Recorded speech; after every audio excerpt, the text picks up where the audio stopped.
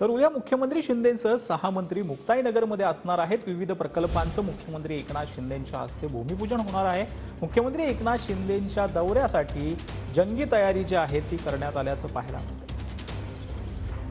राज्याचे मुख्यमंत्री एकनाथ शिंदे विविध विकास कामाच्या भूमिपूजन सोहळ्याप्रसंगी मुक्ताईनगर मधच्या दौऱ्यावरती आहेत। एकंदरीत पाहिलं तर मुक्ताईनगर आणि रावेरला जोडणाऱ्या महत्वाकांक्षी पुलाचं भूमिपूजन सोहळा यात पार पडणार आहे। त्यात विविध विकास कामाच्या भूमिपूजन सोहळ्याप्रसंगी अर्धा डझन मंत्र्यांची उपस्थिती या कार्यक्रमाला राहणार आहे।